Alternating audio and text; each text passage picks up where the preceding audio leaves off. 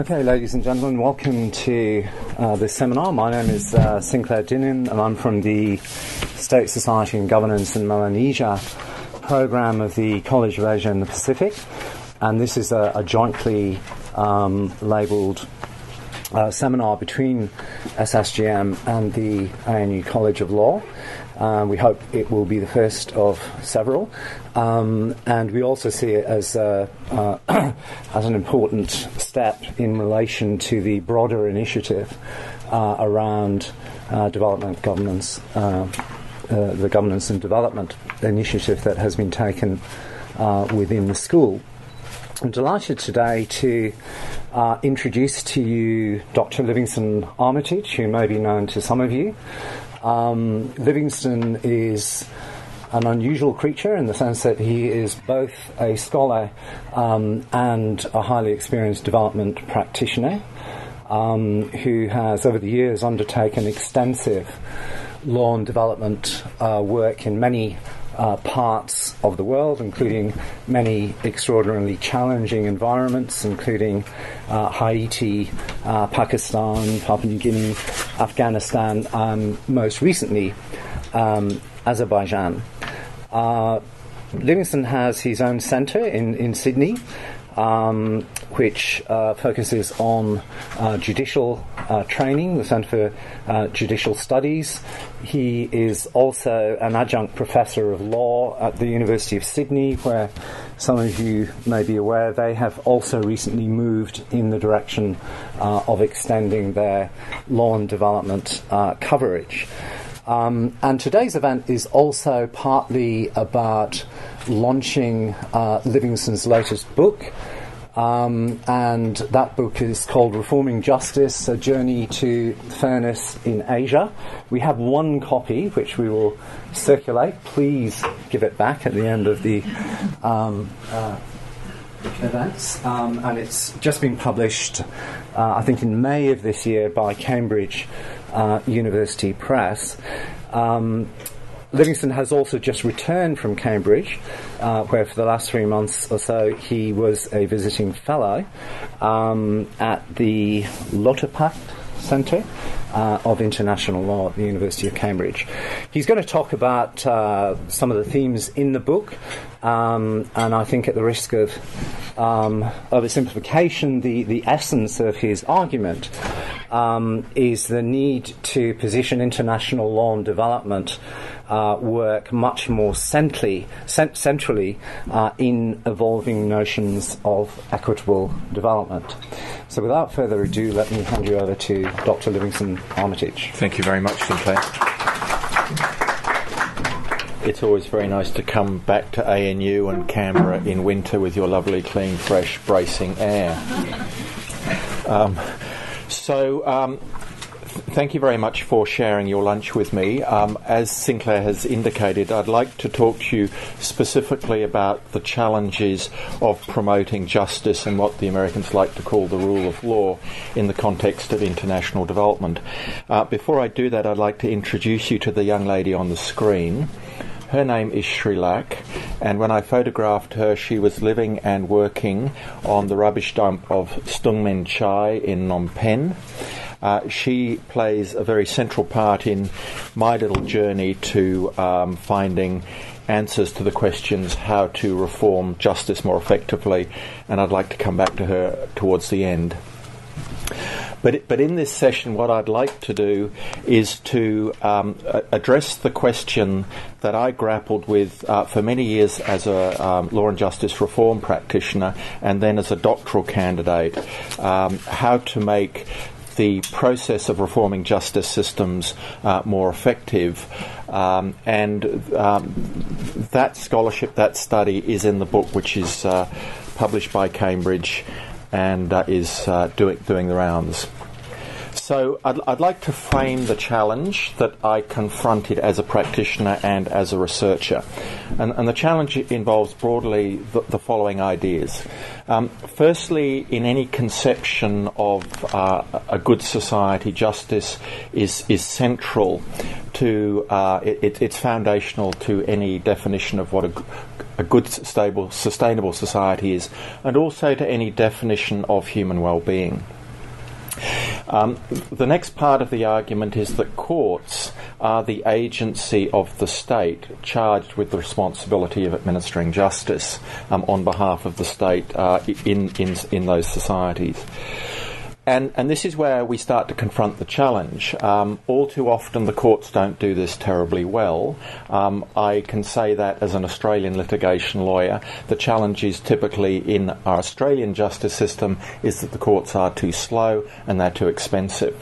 So in the developed world there are challenges. But the challenges that I focus on in this study is within the developing context, and those challenges are more inaccessibility, inefficiency, sometimes extraordinary levels of incompetence, very high levels of corruption, and with the result, it's fair to say that impunity prevails in many of the countries that I work in.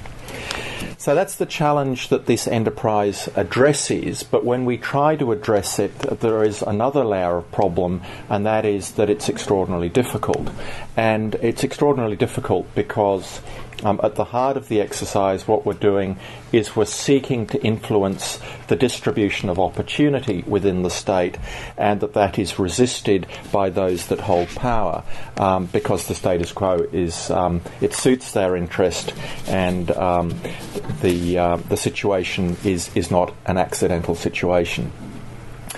Now, this complex of problems has been long recognised by the international development community, and official development assistance, ODA, has been looking at ways of promoting the rule of law and justice, law and development. It has a number of different names, but over the last 50 years, a huge amount of money and intellectual effort has been focusing on how to make justice, promote justice in the developing context. But where my study starts is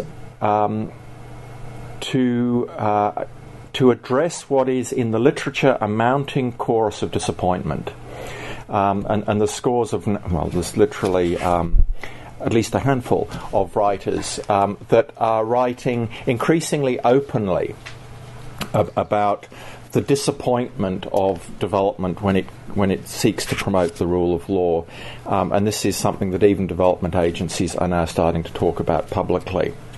So on the one hand, we recognise that justice is core to any notions of good society, but on the other hand, the evidence of our experience is that the results have been disappointing, if not often dismal, and that this exercise is really characterised by its difficulty. This difficulty has got to the point where the Asian Development Bank, at that stage the largest regional development agency in the Asia-Pacific area, after 18 years did a review of its experience in 2008, in which I was partly involved, and they reached the conclusion that it was just too difficult to get traction, that after 18 years and literally hundreds of millions of dollars, this area of reform was failing what donors like to call the value for money test, and that they got much more return on their buck by returning to infrastructure and engineering, which is the origins of the ADB. So they went back to infrastructure and they retreated from the rule of law. They called it in the report mainstreaming, but mainstreaming is code for this is too difficult. We're going to retreat. So we are poised, without any melodrama, on the chasm of development failure in this area of promoting the rule of law. AusAid, the Australian government official development agency, is at the point of completing its own thematic review of law and justice. It's still not been released, but it is hoped that their insights on how to improve this portfolio will be made public in the next month or so. So Where I find myself in terms of confronting the challenge of promoting justice is that on the one hand there is, I think, a universal recognition of its importance, but on the other hand we're surrounded by disappointing results and increasing acknowledgement of the difficulty, which leads us to the point of, I think, needing to interrogate and explore, is there a better way of doing it? So, this is the context, the global experience that I studied since, broadly, the Second World War over the last 50, 60 years. And it's characterised by a number of features. The first is the extraordinary level of growth. I estimate, and it's always difficult to do these sums because there's many different funding bodies, but it's fairly easy to document at least 100-fold growth in the last 20 years. And as I say there, Robert Donino, Chief Counsel of the bank in 2005, quantified 1,400 separate projects valued at this extraordinary sum of $5.9 billion US. Over the last 50 years, the enterprise has been described in different names. It's had different accents, different approaches, but it's always been concerned with seeking to affect three actors in a key relationship, and these actors are the state, the market, and the individual. And there are different accents on different interpretations of those relationships and how they are being explored. But some of you may remember the era of what was then called state-managed growth. State-managed growth was very much within the context of the Cold War, and it was managed both by the communist states and the capitalist states, and that's where the state is the key actor, the key party responsible for economic growth, which characterised thinking in the 50s and 60s. And then there was this benighted period of structural adjustment that was inflicted largely on the states in Latin America, driven more than anything else by America's preoccupation to stabilise its southern neighbourhood.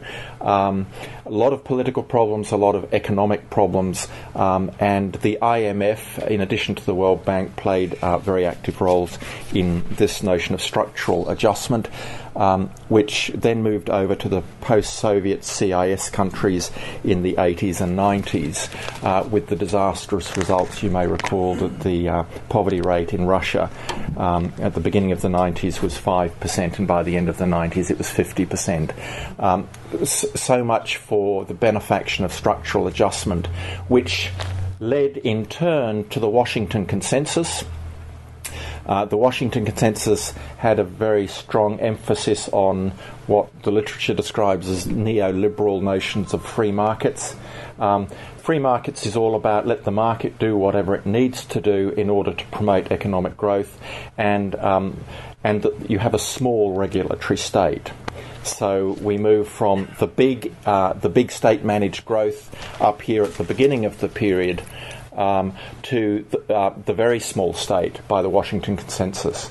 And it's a very, very interesting focus if you look at the state and the responsibilities allocated to the state in terms of responsibility for economic growth.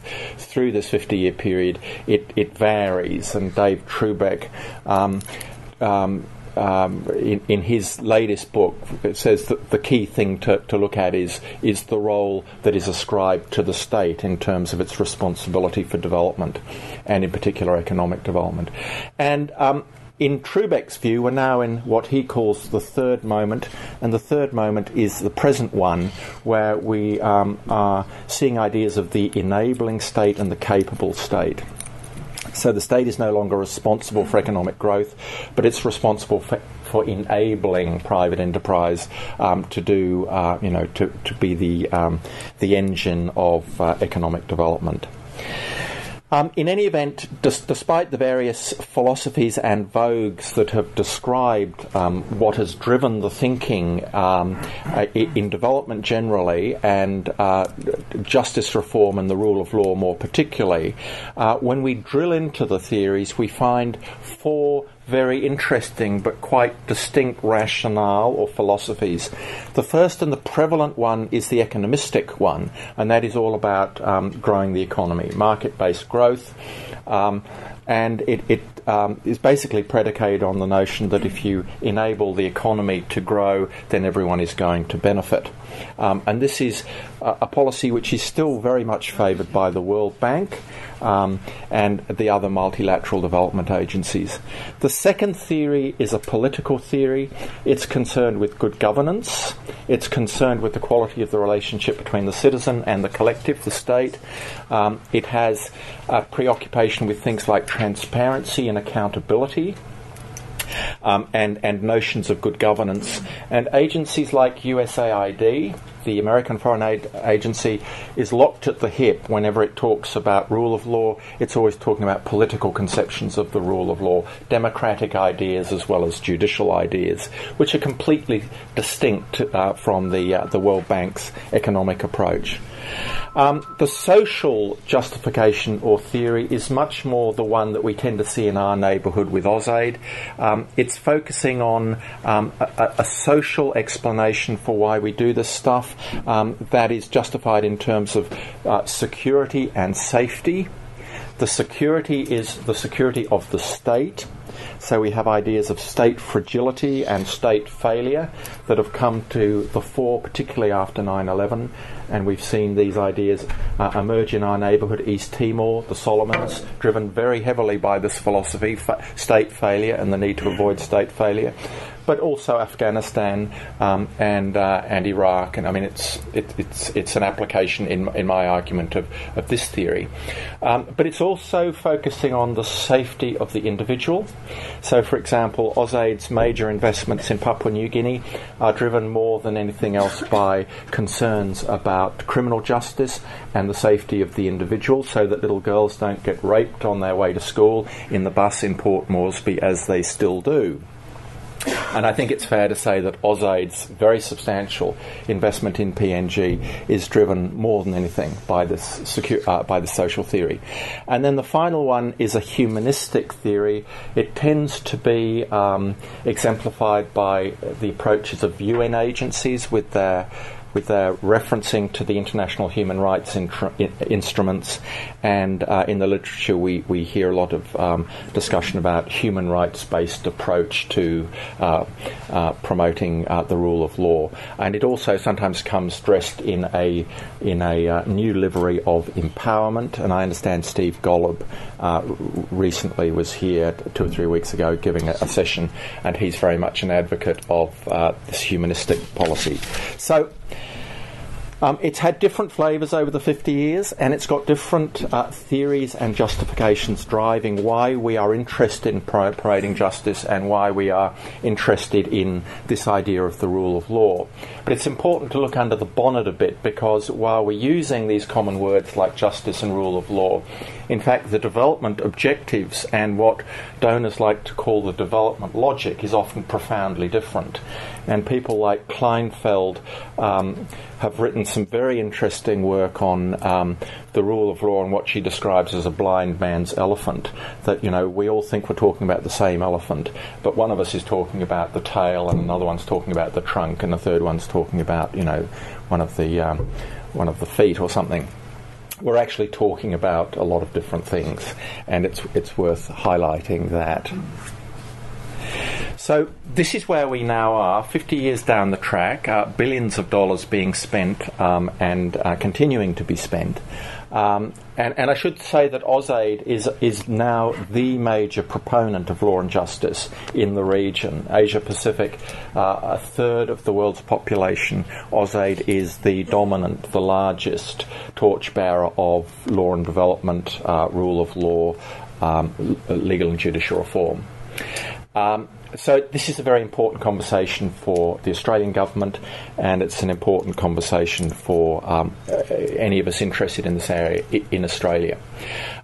And one of the things that we need to confront at this point is this mounting critique of experience, which I've described as a chorus of disappointment in the literature.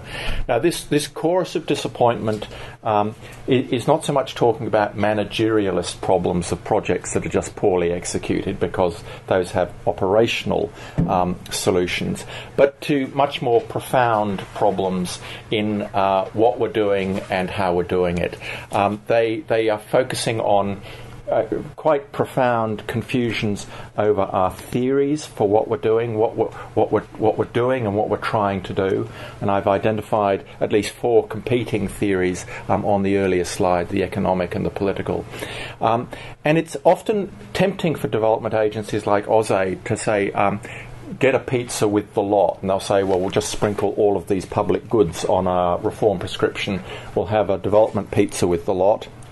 We'll throw in a bit of humanistic stuff, we'll do a bit of market development, we'll do a bit of good governance, and we'll do a bit of safety and security. And dare I say it, if you look at TORs, the specifications of a lot of Australian projects, you'll see it's got a bit of a sprinkling of we'll have a development pizza with the lot. And the critique, the global critique of this, I have to say intellectually, perhaps not terribly vigorous approach, is that it is part of the problem. It's a part of the problem because if we're sort of sprinkling all of these development objectives into the mix, they don't necessarily lie down and coexist well together. So you can appreciate that if you are wanting to strengthen, if you are driving your political objectives and you're concerned with state stability, you may be in fact suppressing a number of your humanistic objectives, which are concerned with freedom rather than the strength of the state. And Guantanamo Bay is, of course, a good example of the collision between strengthening the state as one of your objectives and suppressing your humanistic or your rights objectives. So the confusion over theory leads to collisions in the field which don't just confuse practitioners like me, but render it often impossible to attain to make any sense out of this confusion of theoretical objectives. And so for me it is important as a practitioner to say, wow, this is so surprising. The theory is actually really important. We have to get to grips with the theoretical purpose of what we're trying to do in order to make sense of our practice and to get our practice to work better. And the second major critique is we just have very little idea what we're doing. We have little idea what we're doing because we aren't investing enough in empirical, hard-nosed research. And I always think it's difficult for donors because on the one hand they want to invest in research, but on the other hand they're being driven unrelentingly by their parliamentary stakeholders who are saying, just get on and do it, just fix it. And I think it's very, very difficult for the AusAids of this world. On the one hand, they do understand it's important to do research, but on the other hand, there's a real parliamentary impatience to deliver services and generate results that make it often very difficult for AusAid or the other agencies to invest in doing anything other than what is ultimately adopt an ideological position, dress it in the pretense of being empirically robust, and then 10 years down the track when it hasn't worked saying, oh well, that's someone else's problem, which is actually the history of development. If you look at what's happened over the last 50 years, you see the development agencies adopt what I argue are ideological positions. They're value-based positions that are not validated through empirical research. And then what happens is the empirical research comes in afterwards. And what you find is that usually these theories aren't justified. And it's sad for me, having looked under the bonnet at this, that we're nowhere near empirically driven. Here we are in 2012, and it's just a fallacy. What happens is development agencies do the best they can with a fragment of empirical validation, and then have to join the gaps and assert that the research is more compelling than it is. But this means that the data we rely on, when you actually examine it, and in our area, in rule of law, all of the data, and there's a lot of research, it comes from the School of New Institutional Economics and New Comparative Economics, driven mainly out of places like Harvard and MIT. There's some really stunning, interesting, very, very interesting multicultural and country analysis of what they call the economic determinants of growth. And some of you may be aware of transplantation theory, which looks into why is it that the common law colonies seem to have more robust institutions than the Spanish colonies or the French colonies. What are the features in terms of the governance institutions that has made certain historical colonial legacies more robust and more amenable to growth? It's deeply fascinating work, and there's lots of stuff out there that I'd love to spend the next 2 hours on, but I'll skip across. And the problem with it is that the data is incomplete, it's ambiguous, and it's internally contested. There is data, and you see the World Bank hang whole policies on one research study that Dollar and Cray did or something or other. And when you actually look at the research study, the researchers are actually saying, but we don't know very much. And it's usually a causal thing. We don't know what drove what. We can find significant relationships, but we can't identify whether it's the institution of good governance that's done it or not. And where we've been in the last 10, 15 years is what now in the literature is casually called, there's been what's called a top-down approach. And what that means is that it's tended to be state-focused, and it's focused on intervening at the court level. The judge is the key beneficiary because the judge is ostensibly the power holder in terms of justice outcomes. So development strategies are focused they've been very judge-centred or court-centred. This is top-down, and the theory was that if we get the courts to do what the courts should do, they will provide the justice service that will then flow down through the community. Lovely, elegant theory, not supported by any empirical data. And sadly, very scant results. The thinking now is that that is insufficient, and that at the very least what we need to do is to have bottom-up. At least there we got some bridge, top-down, bottom-up. And there's a lot of talking now, J4P, Justice for the Poor, talk very heavily about bottom-up, community-based. Steve Golub talks about legal empowerment. It's all about going to the beneficiaries, focusing on the beneficiary as the point of development engagement, and then trying to increase their access to well-being or to opportunities for development. So you'll see that the thinking is really exploring new ways of improving this now commonly recognised inadequate way of promoting justice by just focusing on the court. And this has led also, as Sinclair Dinnan will know, to very heavy accents on what's called the customary sector, informal notions of justice, legal pluralism, and the one that I like is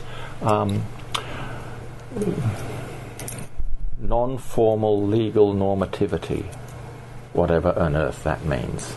What I think it means is customary arrangements that exist at the arrangements of behaviour that exist at the informal level. In other words, work out where the disputes are resolved, and the court. You should not assume that the court is going to be the key focus where the dispute is. So take the focus of your inquiry to where the disputes are out there in the community, which is very much the J4P, the Justice for the Poor philosophy, and I think they're doing some extremely commendable research, and we're all hoping that it will lead to new insights.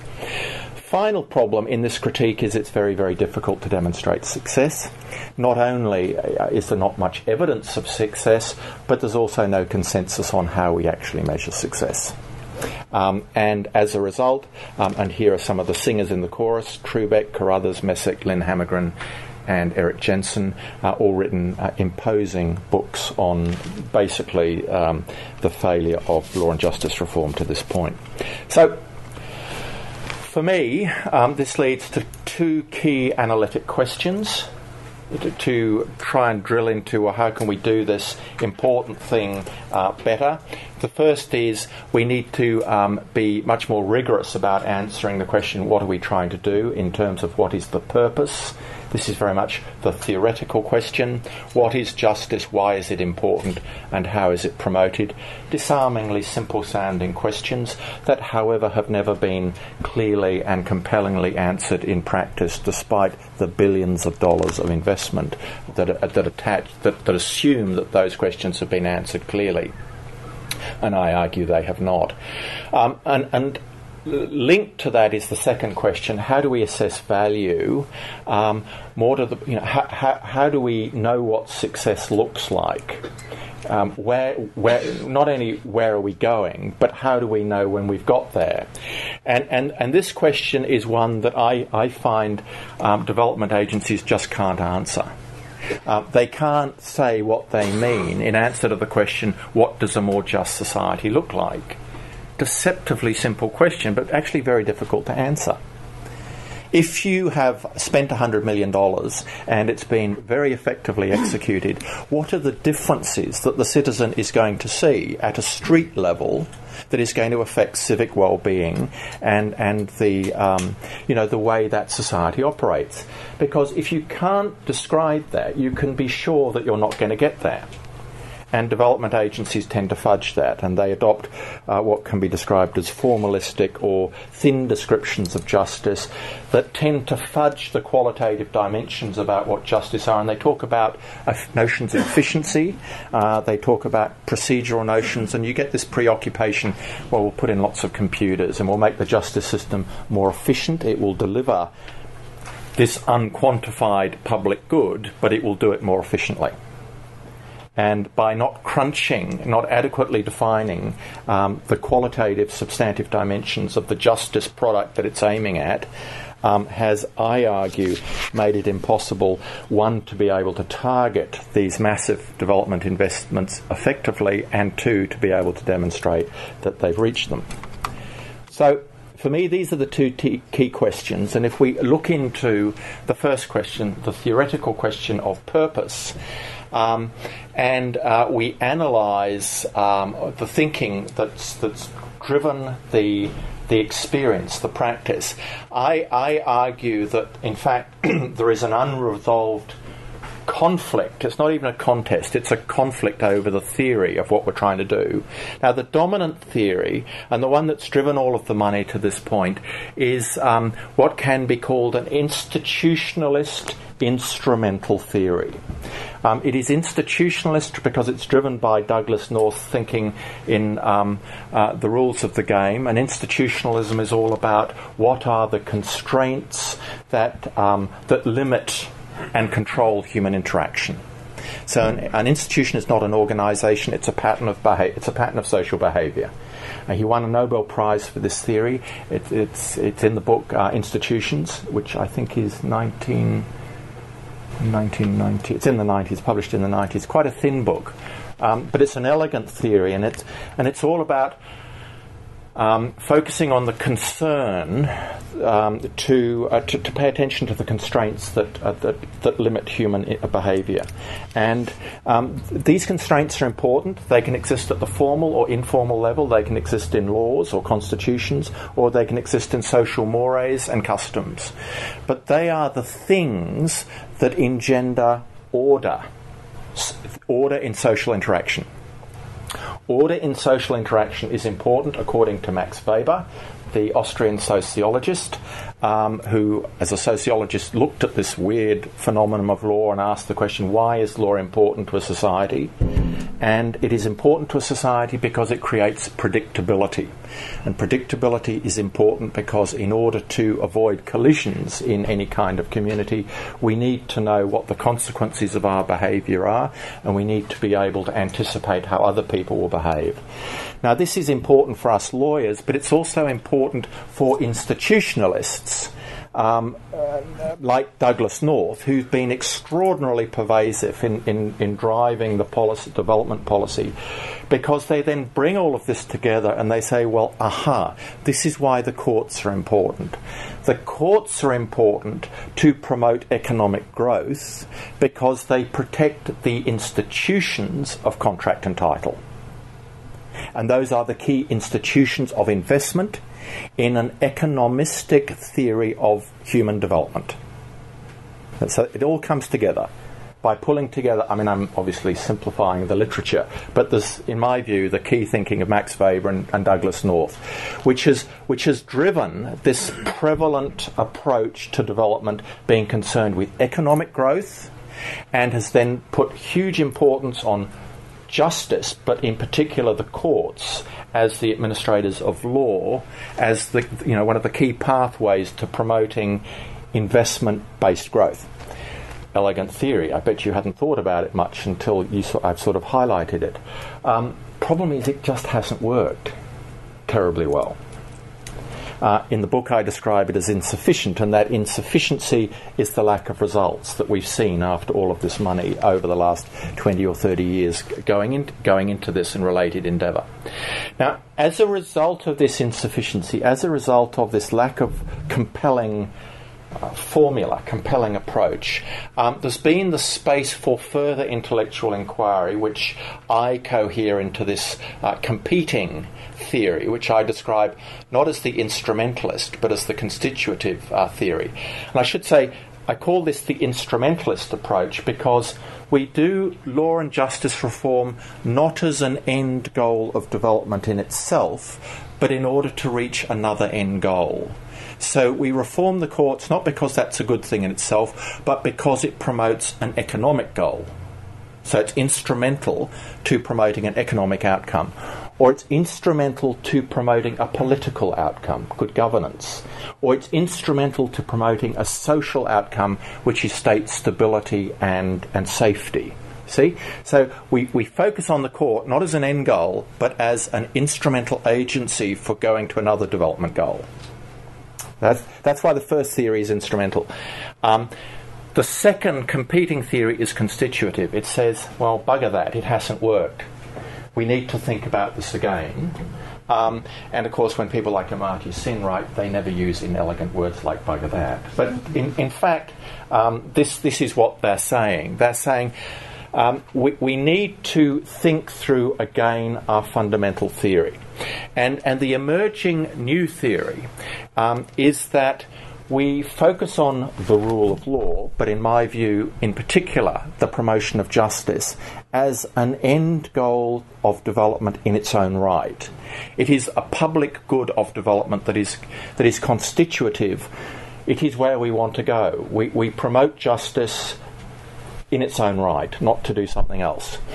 And the reason for that is that if we can promote a more just society, then we attain all of the development effects that the earlier instrumental approach was aiming for, but making it the goal. So, for example, a just society, there will be accountability, there will be transparency in terms of the governance outcomes. A just society, women won't be raped as they walk down the street at Port Moresby. A just society is a safer society.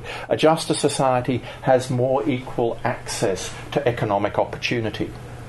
So the argument is reversing the development logic and making the promotion of justice the goal of legal and judicial reform. If you want to do economic reform, have an economic theory and go off and do that. But if you're going to be focusing on the courts should be doing what they do, which is promoting justice. So you make justice the end goal, and then if you've succeeded, these things will be the effects of that success.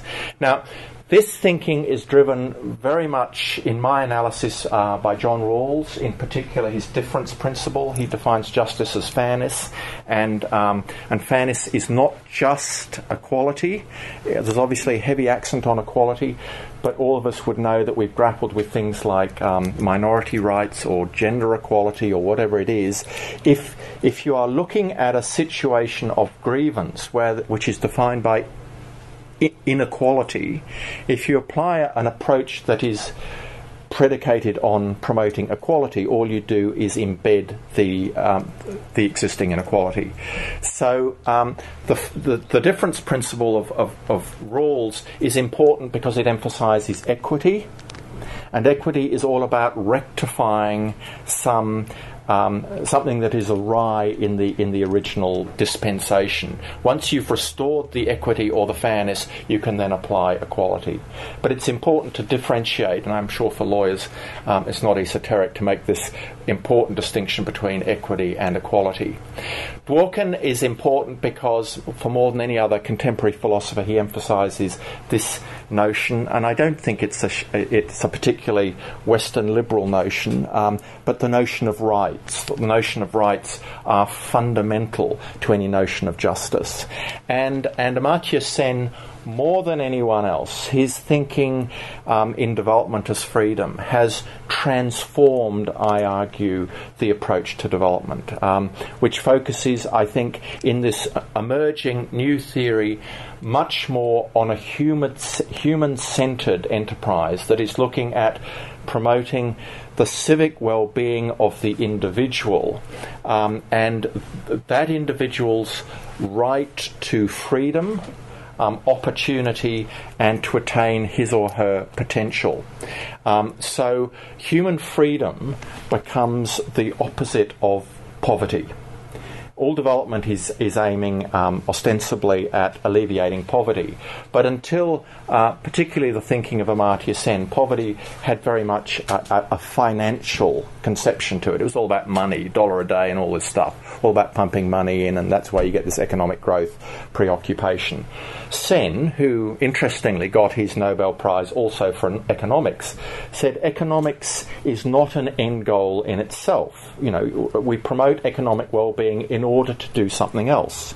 This goes straight back to Aristotle, and this is why we're concerned with promoting economic growth, is that we're wanting to promote notions of the good life, and there's a particular way of defining the good life. Aristotle had one particular conception, but Sen talks about freedom, opportunity, and capability. These are the key concepts that we want to promote through development. That if a human being has freedom, opportunity, and capability, they have the space to attain their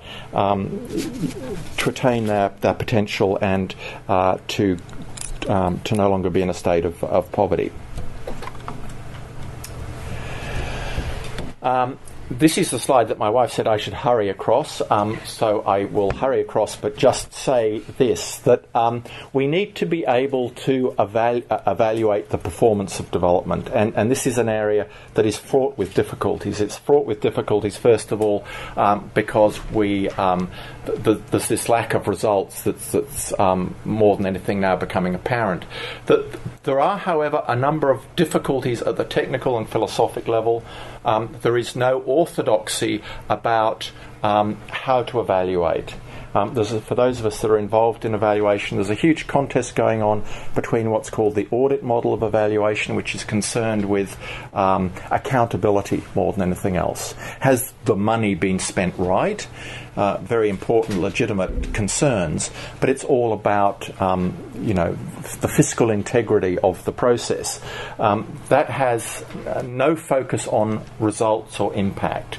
And the other debate is that we need to be thinking not so much about the integrity of the process, but has the process had any results?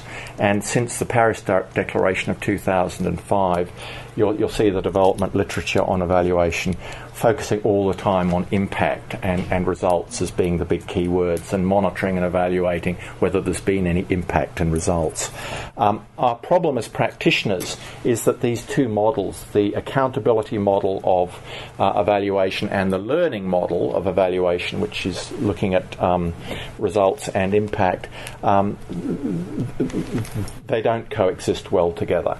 And what we find is that the donor community is talking the learning model, but all of the systems and procedures are still the accountability model, which makes it almost impossible to do anything satisfactorily for anyone.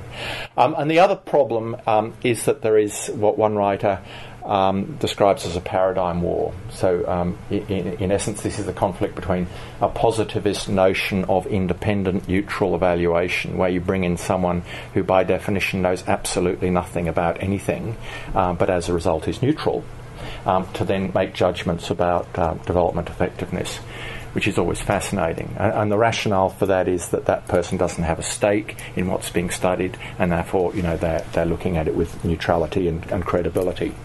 The other part of the debate is a constructivist position which is focusing on participation, and it says, look, that's all nonsense, these World Bank evaluations that are entirely neutral because they brought in an expert from somewhere.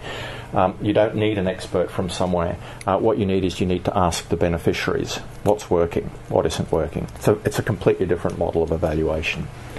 And finally, sadly, we aren't spending enough money on evaluations, and when we do, they're usually contested as having been poorly done.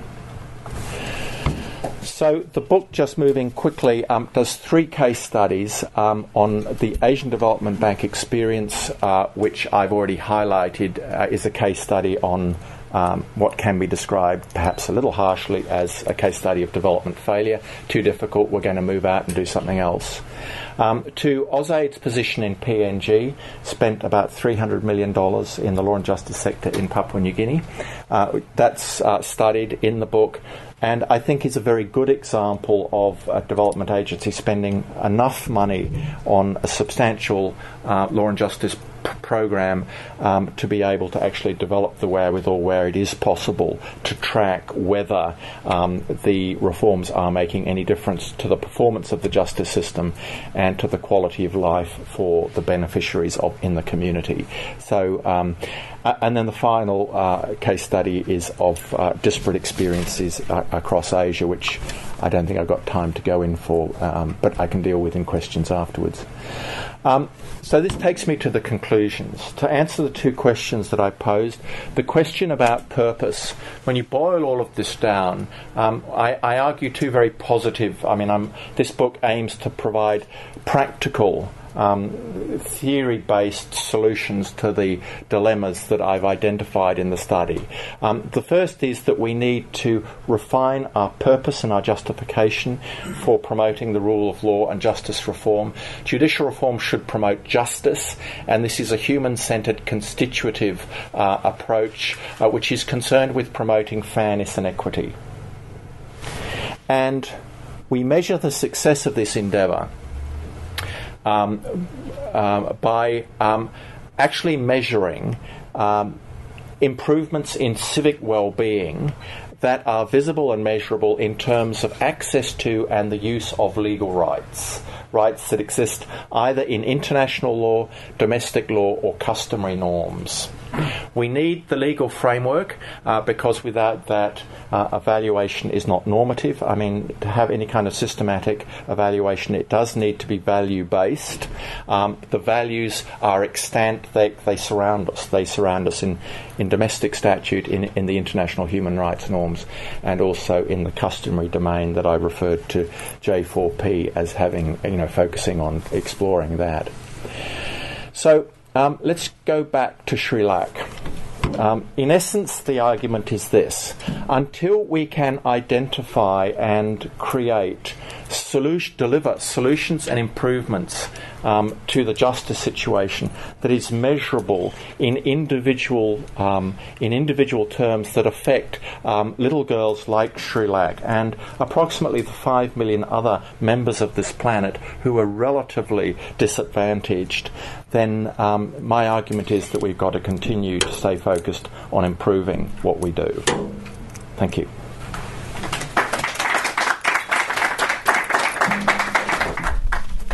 Thank you very much indeed. Livingston, there's a lot of food there for thought. I think we have officially about 10 minutes, but we can continue for those that wish to stay on. So the floor is now open if anyone would like to make a comment or ask Livingston a question. Thank you for that really interesting, exploration for me of what our history has been in the development space. My area of interest is in lawyers as professional practitioners and our role in the contribution to justice and perhaps officers of the court. Can you share with me, to what extent has our AusAid budget been used to educate lawyers in the Pacific? Extraordinarily little. I've never quite understood why AusAid, and not just AusAid but other development agencies, regard lawyers as being not appropriate recipients of law and justice assistance.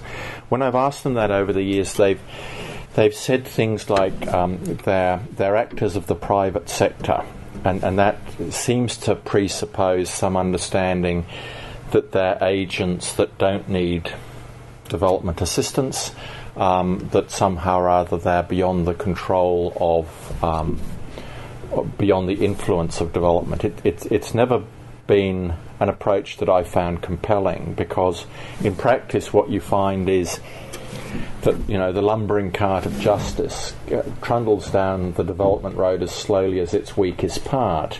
And, if you've done this wonderful stuff with the judges and they've got their computers and they've done lots of training, and the prosecutors have now all gone and done Pilom courses, but the lawyers have been left out and still can't manage their diaries and don't even have access to Pac Lee and so on, which is so often the case in the Pacific, then the quality of justice will be dispensed at its weakest link, which will then be the lawyers.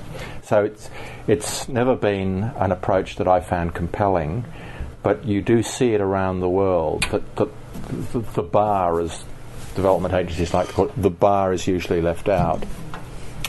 Except in things like legal empowerment, where there tends to be more focus on the support that's given to the disempowered and the impoverished, and they usually also jump over the bar and they go to paralegal assistance, and they talk about legal clinics and legal aid, but it's usually not. Everyone seems to hate lawyers is where this conversation seems to end.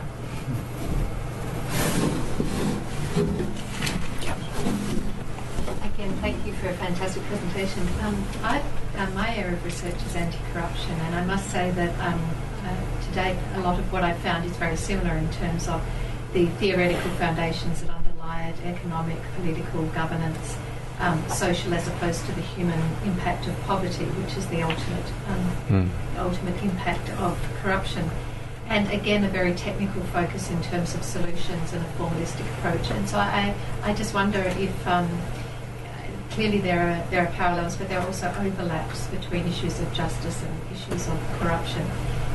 Is that how it pans out for you? Is that your thinking? No, I agree. I mean, and hence anti-corruption strategies. Of course, none of us were allowed to use the C word before about 10 years. Corruption didn't exist officially. It was apparently too controversial to talk about corruption, even though arguably it was the World Bank benefaction that created these corrupt markets and corrupt practices in the first place.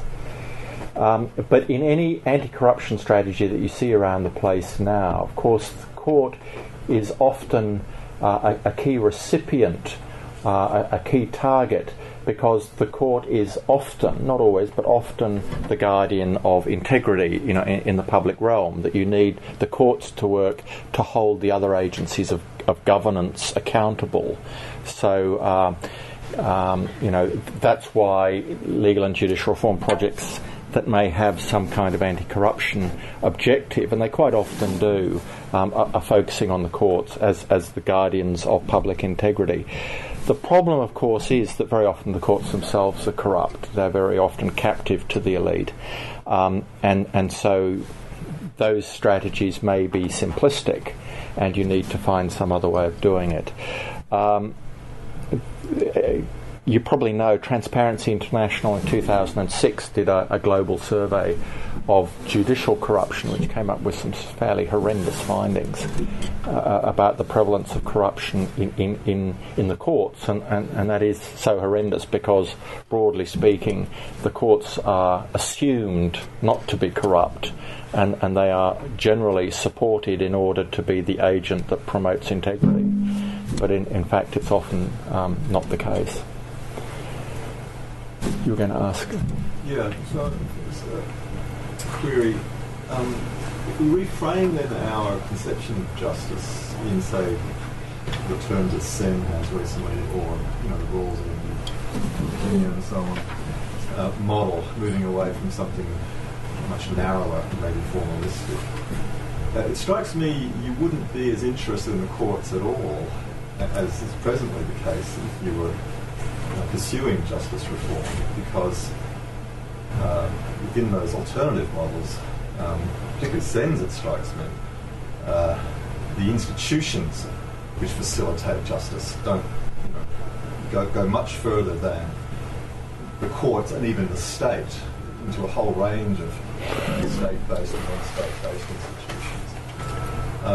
So though you couldn't, and Sen wouldn't deny the importance of courts and the legal system within his conception of justice, it doesn't play as prominent a role. So what does then the kind of justice reform intervention that pursues that model of justice look like? Well, I agree with the importance of your question and also your own introduction. I found myself grappling with the question, well, where do you go if justice isn't being dispensed by the courts? And I mean, I've seen data, as I'm sure you have, Sinclair, estimates that 85% of disputes are resolved outside the formal system in the Pacific, in our neighbourhood, which is an extraordinarily high figure. And of course, that's really the starting point for J4P, Justice for the Poor, where, I don't know if you're familiar with J4P, but it's an action research-based modality that is very sort of localised, and they focused on, for example, employment justice in Cambodia, sweatshop justice and that sort of thing. In Vanuatu, they're looking at justice in relation to traditional customary use of land. It varies, their focus. It's very driven by the particular situation. I think that Steve Golub's thinking is one way of answering your question. He picks up, I think, a lot of Sen's work and invents it into this notion of legal empowerment. Now, legal empowerment is not focused on the court; it's focused on the human being, and it's focused on empowering the individual to get effective redress for his or her grievances, whatever they may be. And you can appreciate that may take you nowhere near a court. There's been some interesting work by colleagues of ours, Doug Porter, Caroline Sage and Michael Wilcott, who I think was here a couple of weeks ago, and they talk about interesting ideas of interim institutions. Interim institutions are hybrid institutions that operate somewhere between the formal and the informal system, and they are tracking what they call good struggles and ways of mediating competing interests, wherever that is. So there the focus is on finding where the tension is between competing interests. So it's not human centred. It's phenomena centred on the contest, on the tension, on the dispute. I think it's a very, very interesting intellectual space we're in now. We've moved away from an organisation. The interesting thinking is moving away from an organisation focus, and it's of course scattering. There are different people doing different things. So Sen and followers of Sen are focusing very much on the human being as the key focus. I have to say, I find that immensely powerful. But then you get this other fields of inquiry that are looking at human contest, wherever that is, competing interests, and that's more what could be called a political economy approach. I think political economy I find very, very illuminating.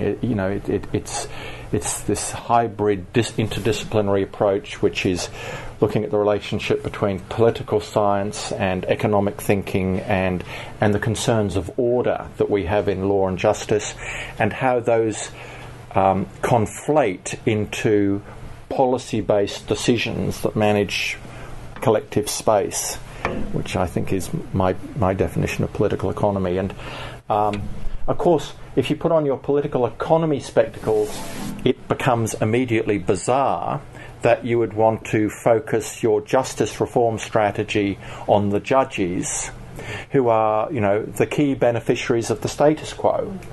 And then you charge them with being the agents of change to change the status quo. Well, where are their incentives? They have none. So I think there's some very interesting inquiry about, okay, we know what hasn't worked well, but let's think in a much more vigorous way about what, thinking. So people like Adrian Leftwich at Warwick, York, are doing a lot of interesting work about basically power, the study of power. And David Kennedy at Harvard says, first of all, there hasn't been much talk about power, and the fact that justice reform is in fact an enterprise that is at its heart seeking to redistribute interests, which I think it is. So we're actually doing something that's not hands-off and judicial at all. We're getting very much into the political space. And of course, we don't like to admit that, because that gets very messy when we can't pretend we're technocrats that are neutral. We're actually trying to change the balance. David Kennedy says some interesting things about this. First of all, he says the lack of discussion about the political dimension of justice reform is extraordinary. But then he said it's extraordinary, but it's no accident. We're all too uncomfortable to talk about messing with power. But I think that's really where the real game is. We are seeking to change the political dispensation. Yep. I think your comments just then were getting to the area that I was particularly interested in. I was this connection with power, and just trying to give a more concrete sort of form to what you're suggesting. For example, if you took, say, the AusAid budget in Papua New Guinea, what is it that you'd do differently with this perspective? Well, that's a mouth-watering question.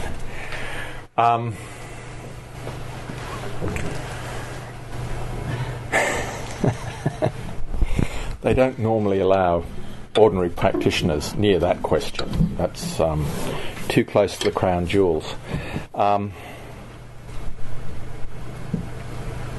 I did a review for AusAid of the current project just 3 or 4 months ago, what they call a midterm review. And my advice was what I can say now, that there needs to be much more focus on the quality of service delivery. There's been a massive investment on what donors call institutional capacity building, and that's all of this. You build up the courts, and if you build up the courts, they'll do their job and things flow. And I think the experience tells us that approach is in itself insufficient. So my advice in this assessment was that it's not just a question of abstract institutional capacity building. You have to focus on the point of service delivery to beneficiaries, those that have needs for a service. But you need to go further than that. You've got to be able to identify those that have needs and ensure that the service actually addresses the needs. This sounds very, very straightforward and very simple. It sounds very obvious, but here we are 50 years down the track, and we still aren't doing that. And AusAid tell me that they are now becoming more beneficiary focused. We trip over the jargon all the time. Beneficiary focused and empirically driven and service point of service delivery. So I'm working in a project in Nepal at the moment for the International Commission of Jurists, and we're trying to answer the question in a different way. We're picking one particular group in society that's manifestly disadvantaged, and that is Dalit women. And they are the system is totally impervious and non-responsive to them as human beings who are prone to endemic sexual and physical violence in the home and outside the home, to the point where it delivers them nothing. So what we're doing there, to answer your question, is we're focusing on one particular group in society, and we are addressing one little basket of needs, which is their vulnerability to sexual and physical violence. And we're working in the first instance in creating much more access to and use of their rights to initially reparation and compensation, but as a result of reparation and compensation, obviously behaviour change, so that their vulnerability itself is reduced. And I mean, it's quite an elaborate plan, but that is then a first instance of just making the justice system itself more responsive. The justice system in Kathmandu is arguably not at all responsive to anyone except particular interest holders. I think it's a great question. I mean, the one that's just been asked, and there really is a very noticeable tension building up between the imperative to spend, which is coming from the donors with Australia's aid budget more than doubling, and a lot of the more interesting research, particularly the political economy research, which is indicating not only the limited sort of impact of a lot of that expenditure, but beyond that, the adverse outcomes in terms of dependency, in terms of a whole range of unintended consequences of that kind of development engagement, including justice. So this sort of newer research poses questions that are really quite unpalatable for donors and for members of the donor community, and you see that tension, I think, sort of building up around individual programs like J4P, where people really are asking the question, well, this is a really fascinating program, but, you know, what does it mean? We can't spend a lot of money if we follow what they're saying, because they're saying don't spend a lot of money. In some instances, don't spend any money. So it's interesting, really fascinating. Well, I mean, I run a master's course at Sydney Uni, if I'm allowed to mention that here. And at the end of session 2, all the students are looking really depressed. They're like, God, you know, this is a train wreck, and why is it so difficult, and why isn't there anything good going on? The good thing about that is that it's creating this extraordinary, unprecedented window of inquiry, and we're entering a new space where everyone knows what's gone before hasn't worked. So we're in now this, what Trubeck describes as the third moment, which is very exploratory. And there's actually a lot of space to do interesting, innovative work.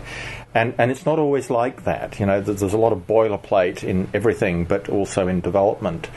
And I've been doing this for 18 years, and there's a feeling that the approach is becoming much less boilerplate, that there's much more space for inquiry. And even to say, I don't know the answer, is legitimate. It's really the start of the current conversation. I don't know the answer, but I have what I believe is a compelling view that I think we should research and explore. And that's a good space to be in. I mean, it'd be nice if we were in a better space and we actually had proven results, but we don't. But now we have quite a lot of space to do more inquiry. Do you agree with that? Totally. Yeah. Totally. And that's unusual. Bill Rowling from Civil Liberties Australia. Just a brief comment on the question about the Pacific. One of the things that's happening now is that rather than the former AusAid type aid, there's a lot of aid going in under the Ombudsman, through Ombudsman areas. So it's coming from other areas of the government throughout the Pacific. So they're doing a lot of activity in that way, which is on the fringes of the legal profession.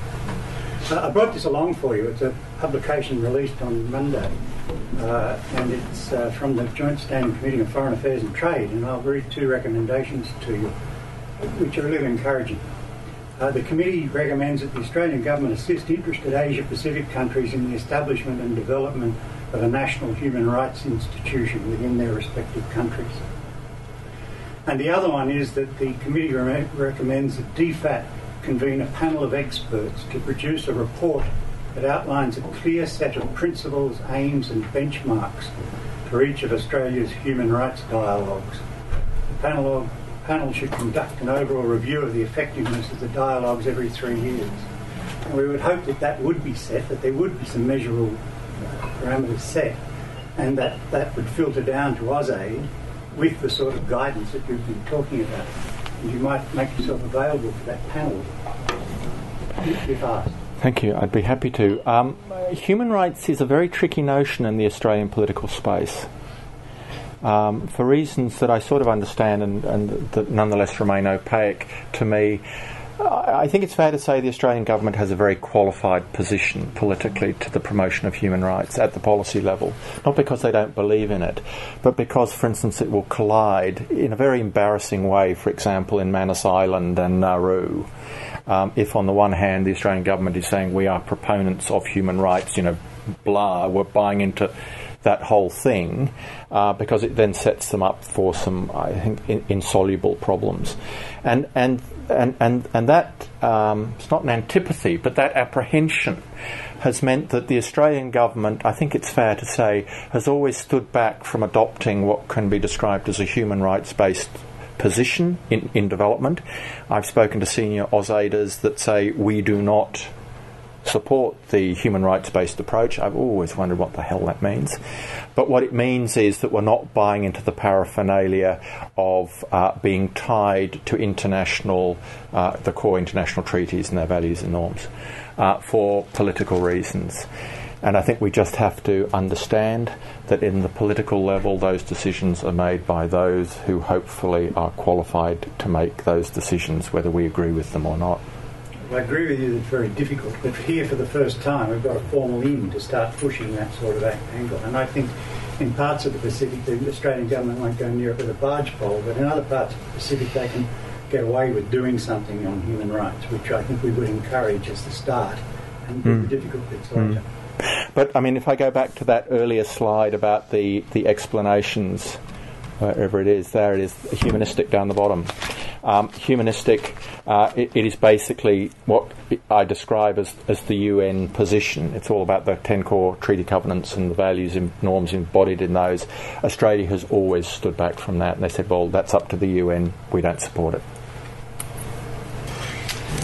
Okay, I think we're going to take that opportunity as our point to close down, and I'd like you all to join me in thanking Livingston very much for an extraordinary performance.